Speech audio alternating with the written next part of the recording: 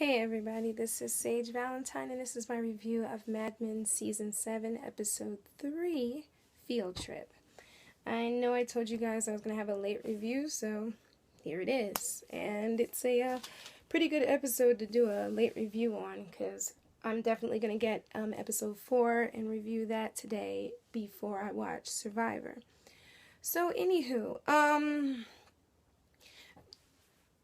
from this episode, I learned a few things. I learned that Dawn's new job is making Dawn very, very angry because now she doesn't have the time to devote to the menial things that he wants her to do or he wanted her to do in the past. So much so that he becomes extremely irate and upset with her in the beginning of the episode because she can't deliver what he needs when he needs it, because he's basically, I don't know, from thinking about it at this point of time, he's basically looking for a wife, and Dawn is not his wife. Dawn is a secretary, and now that Joan has given her that higher position, as I said before, she doesn't have the time to devote to him, so Dawn's basically on his own, as we see with him sitting there in the movie theater smoking. So, she tells him about a call from a man named Alan Silver. That's Megan Draper's, her agent. And he's basically talking about how Megan had an audition. And at this audition, she did okay, but she didn't do her best. And rather than just accepting that in his words, she went on, spoke to some other girls, got this man's number, stalked him, and basically tracked him down just to get a new audition to fix what she had done. He basically wants Don, being her husband, to calm her down, to relax her. I don't know why I see this scene as being sexist, but this whole beginning of this episode has like these weird sexist undertones, just to me. I'm just saying to me. You guys probably took it a whole different way. But so Peggy goes to see Lou. She's a little upset because Michael Ginsburg somehow got, I believe it's a Cleo Award nomination, and she didn't get it, and he's just like saying, well, maybe you didn't work it right or something, and like grabs his, he always, Michael Ginsburg in this part of the season, and I don't know about the other seasons, but in this season, I don't know, he's kind of mad at Peggy. He has it out for Peggy. I'm not even sure what's going on with him. So Peggy's talking to Lou about Playtex and the Cleos, and we get to see Don. He's flying west to the West Coast to see Megan, and I basically learned that, again, as I said in the previous reviews, that Lou is a sexist, and he's like, what's got your pantyhose in a bunch? See, his little tiny little comments he's been saying, like, he's got these like undertones of being like a racist, kind of prejudiced, kind of a sexist type of guy. Like, he's got that all mixed up in him. And like I said, we find out Michael was nominated for Cleo and said that Rosemary's Baby, aka Peggy, didn't. I don't know why he's so disrespectful towards her. Maybe it's because she has a higher position now than him. Michael's just a really problematic character at this point.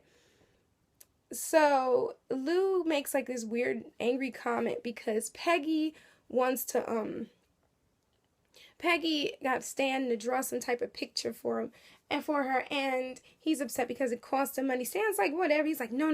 Like, Lou and Michael this season have it out for Peggy. Don't even know. And Peggy did some type of ad for St. Joseph's at some point, and apparently Ted Keogh won the award already for it, and Lou's trying to make it seem like she's upset about that, and she's upset that he previously won for the thing, and she wasn't considered, ergo she was rejected. So Betty's with her friend, and this scene with her friend is yet another example of woman troubles, I'll be calling this episode, because her friend is like she's a realtor now. And she's got her little travel agency, this whole thing. Well, she was a realtor, now she's a travel agent, and she's got this whole thing going on. Anyway, she's like indirectly like getting on Peggy for being a housewife. And she's just like, the older the kids get, the less I need to do. I need to challenge an award, unlike you who just had Gene. And I'm like, shots fired. Alrighty here. So she's basically trying to call Peggy this old-fashioned housewife. I'm like, damn. So, the question comes up about some type of article lauding this other company. Harry gets pulled in, and they're talking about how this company is so innovative because they have a computer, and Harry is just like trying to talk to the company that's there, but I can't remember the name of that company. And they're basically at SCP and company. And what basically is going on is that the company that's there, they want to go to a new ad company. I know I keep saying the word company over and over again. Harry's against it. He wants to keep them, so he tries to say everything that he wants to say, like he can, to keep them, and eventually they do stay. But Cutler's like pissed because the company mentioned this ad, and Harry's like, listen, we wouldn't have this problem if you guys listen to me, and we got a computer. So he's kind of right, because they really don't listen to Harry, and Harry basically had to push himself to become the television, like to push the company towards TV ads.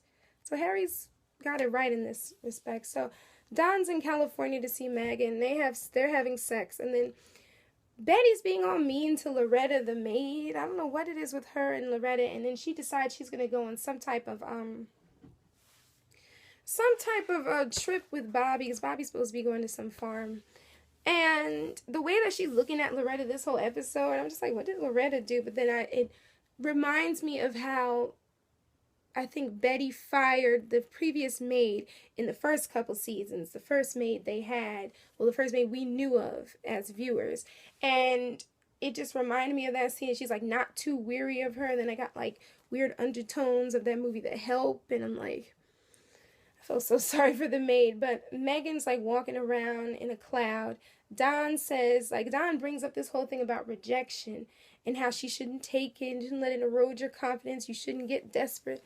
She wonders why Don even came to California. Don tells her about how Alan called, and Megan's pissed. She said, I got to get rid of him now that he talked to you.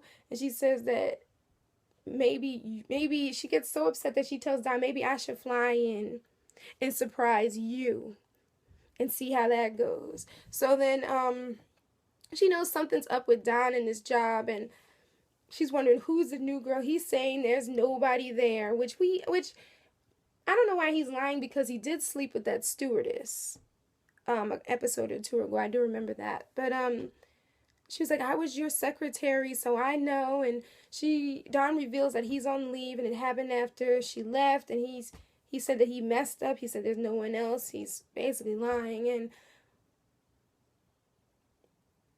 she was like, with a clear head, you decided you did not want to be with me.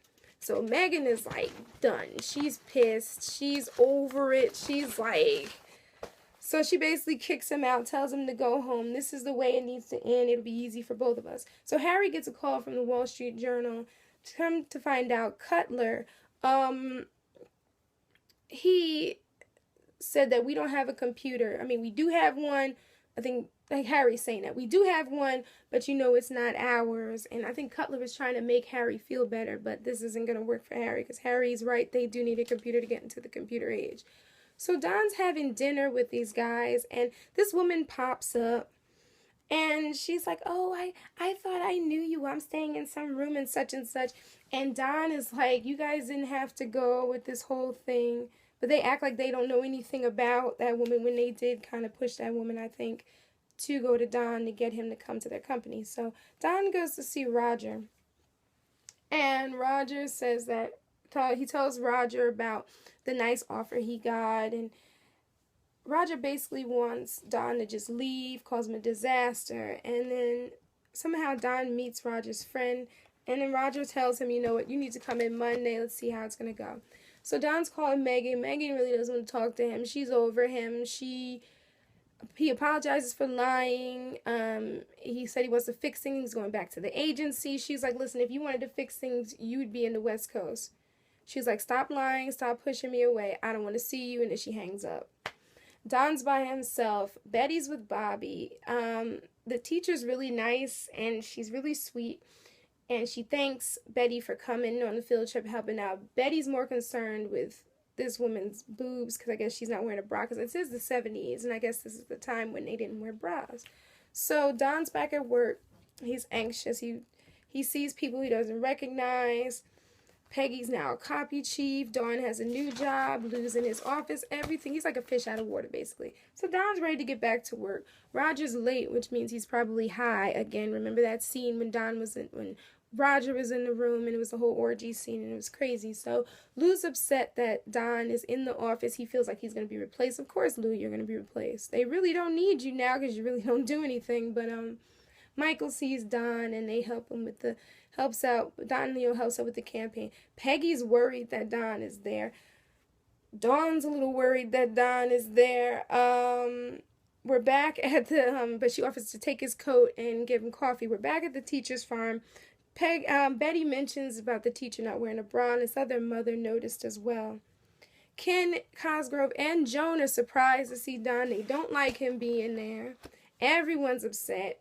I'm not sure why. And then I realized that Don did mess up, but he messed up catastrophically to the point where they have to fix everything that Don has done. So Joan goes to Bert. She tells him he's here. Bert's like, listen, we're going to kick him out. We're going to put him out. Lou comes in. He's pissed. Is Don coming back? They're like, no, Don's not coming back. So Betty drinks warm cow milk, which she says is sweet. I don't know if I would have, consumed that milk because, the blood and it's not pasteurized, but I'm going off on a tangent. I apologize, guys. Don's pissed off. He tosses down a magazine because of the way he's being treated, because they really have no place for him, which translates to Bobby and Betty putting down this blanket. And then it goes back to Cutler being surprised to see Don there. And he's like, listen, we're going to ask him to leave. And we find out that when we cut back that Bobby traded Betty's sandwich for some gumdrops, which he really doesn't even enjoy eating, the poor kid. And she's really upset, which echoes back to the fact of the way that she treated, Sally and Bobby in the previous seasons, and actually in the first couple seasons, and just the way that she is with Jean. She's really not the best mother, to be honest. If you haven't watched the first couple seasons, definitely check it out. She's not the best mother at all. So Roger's talking to Cutler, Bert, and Joan, because everybody's like, he's got to go. And Roger's like, listen, if he goes, we're going to have to buy him out. And you don't want to do that. And it's just this whole rigmarole. He's like, we gave him a leave of absence. We can't do that. And they're like, well, how does he fit in? Let's vote to bring him back in. So basically they decide to get rid of Harry Crane, which they need Harry Crane considering Harry's media, but they're going to kick him out and bring Don back. And they're talking about they need to invest in a computer, and they said that, Don's going to cost us a fortune, and I hate what he did to Ted, and the whole thing. And maybe I'm wrong, and you guys can correct me, but I think Don is the main reason why Ted left the company and became the back and forth type person. Didn't he throw Ted under the bus somehow? I gotta go and look back at that because it's been a minute since I watched that season. But yeah, they're basically in a catch-22. Betty says she's not hungry when she gets home. She's talking to her husband, who's the senator dude, whose name is lost to me at this point. And she says she's not hungry. She's trying to be this drama queen. And poor Bobby's just the stepfather asked him how's he doing? And Bobby's all upset, the poor baby. He said, I wish it was yesterday. And Betty comes in, and Betty has the best scene in this episode, I swear. Betty's telling Don, how was your day? Are you coming back? I can't say we missed you. It's the reverse of what Don did to her last season, how mean he was to her. It's coming back to him. So it's Peggy was the fish out of water last season when she and Ted had to come to SCP and Company. Now, I think that, is it SCLP or SCP and Company? Now Don has to come back with his tail between his legs. So Betty's talking about how Bobby ruined a perfect day, which he really didn't, because he was a little kid. He kind of traded her lunch for gumdrops. I don't see how he ruined her day, but you know how Betty is, of course. And she questions if she's a good mother. The kids don't love her. Of course they don't love her because she's not a really nice mom. If you know from the couple first seasons, the way she treated and talked to Sally and how Sally's becoming a miniature version of her. Bobby's so sweet and he's so sensitive. And the way that she just the way that she and Don got divorced, and she was messing with this dude, and Don was messing with these women, like, these poor kids. So anyway, Dawn comes in to Don, because Don left the room and went into this other room to go sit. And he said that the partners want to, no, I think Don's still in the copy room, so the partners want to see him, they want to talk to him. So they basically want Don to come back, but there's a couple stipulations. If he violates them in any way, he's going to lose his partnership, it's basically going to be dissolved, and he's going to be fired. He can't be alone with clients. He has to stick to the script, which will be approved by the partners. He can't drink on the premises, and he has to report to Lou at all times. This episode is pretty good. I know this is a longer Mad Men review than usual, but I really liked the episode a lot. And Don now has to come back with his tail between his legs, so he was very, very sure of himself, very cocky in the first 6 seasons. This season, he is humbled, and I like it. So hopefully it doesn't end again, like I said, but I don't like how these past couple episodes have been ending with Don being sad. I hope like he gets something positive out of this. Anyway, even though he was a bit of an a-hole in the first couple seasons. But anywho, guys, thank you for tuning in. Definitely check out my other reviews. Check the links below. And I can't wait till episode 4 because it's supposed to be something pretty good as well. So I'll definitely have a review for that one. And I have a review for Survivor later. So take care. Thanks for tuning in. Sage Valentine here, as always. And have a pleasant day and an awesome weekend. And don't forget to, leave your comments, rate, and subscribe to my brand of crazy. Bye, guys. Bye.